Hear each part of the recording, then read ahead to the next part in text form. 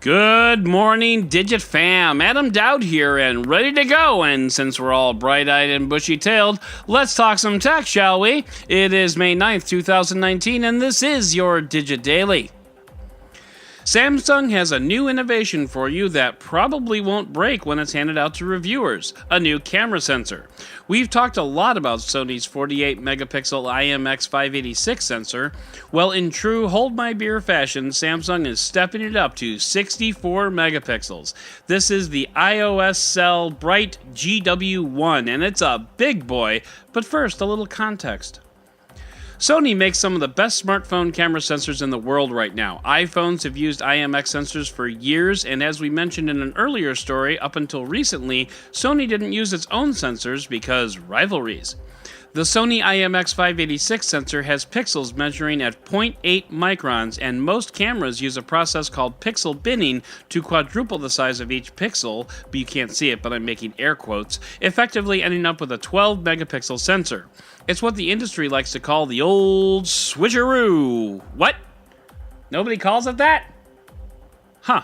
Well, that's embarrassing. Meanwhile, back at Google I/O, the Pixel phones use a single smaller sensor with a crap ton of software processing on the back end. Interestingly enough, it's also a Sony IMX sensor. Are you seeing the pattern here? Back in Korea, Samsung's 64-megapixel sensor has the same size pixels and uses the same pixel binning technique, but the 1/1.72-inch sensor is larger than the half-inch sensor on the Sony because in cameras, math has no meaning. It seems Samsung didn't want to get left behind in the megapixel race, but bigger is not always better. After all, space inside a smartphone is at a premium, and speaking of space, a single JPEG of a photo could be as large as 100 megabytes per photo, and if your phone is capable of capturing RAW photos, which by the way is a type of file format, not an artsy way of saying naked, then the files will be much larger. Add to that, what generally makes or breaks cameras are two things, software and the photographer. We can't do much about the latter, but the former is very much in the hands of OEMs. More expensive phones take better photos because a ton more R&D has gone not only into the sensor itself, but in the software behind the sensor. From compression to cleaning up images to AI, if the software is bad, and it often is in the mediocre range in most budget smartphones, then your photos will probably be bad too. But overall, more and better camera tech is a good thing. If nothing else, it'll keep Sony on its toes and the two will continue to push each other just like good little capitalists they are. This isn't to say that the ball is in Sony's court, far from it. Samsung still needs to prove that these sensors are better, and given Sony's history, that's not a given by any stretch. But what is a given is that it's time for our roundup! And speaking of Samsung, I shares Tristan's surprise at this first story. According to Samsung CEO DJ Ko, we'll learn of a new launch date for the Galaxy Fold in the next couple of days. You'll recall the trouble that Samsung had with the Fold a couple of weeks ago, and apparently Samsung is confident that it can address all issues. How it goes about doing that, what the new date will be, and whether or not it'll trust YouTubers with the phone again at all remains to be seen. I know I'm on the edge of my seat. Stay tuned. Google put a huge emphasis on privacy and security, but at the same time showed how Google's possession of your data is a good thing. Duplex is arguably the biggest example here. Duplex allows Google to scan your email and calendar for upcoming trips and use that information to autofill forms for you. Google was quite upfront about it, but it went back to beating the privacy war drum right after, which seems to be a contradiction, but never mind that man behind the curtain, right?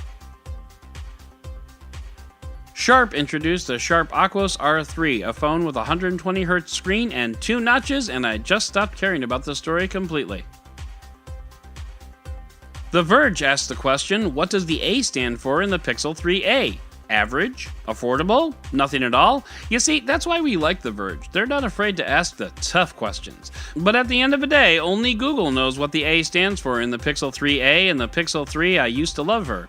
And that's okay, because for the next couple of weeks at least, it'll allow me to relive my Guns N' Roses youth, and that's a win. One of the dirtiest words in the tech sector is forced arbitration, which is actually 2 words, but, whatever. It basically makes employees settle disputes between the company and the employee through a third-party arbitrator instead of the courts. Uber has a similar policy, and it doesn't seem to be working very well, because Uber currently has about 60,000 arbitration demands filed against it, so instead of one big lawsuit, it now has to deal with 60,000 small ones, and I'm not sure that's better. Of course, there is an alternative to arbitration and lawsuits, and that's not to treat your employees like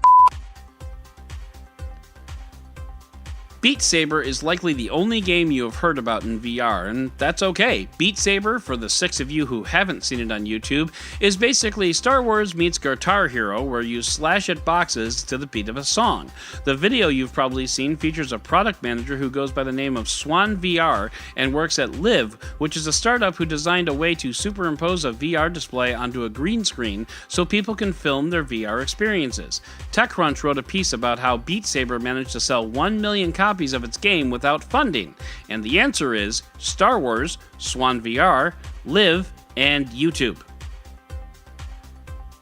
Oh my, I have bad news for you game developers. New legislation proposed in the US seeks to outlaw loot boxes and even hamper pay-to-win models for gaming. Suddenly I'm a little angry about all the money I've spent on Clash Royale.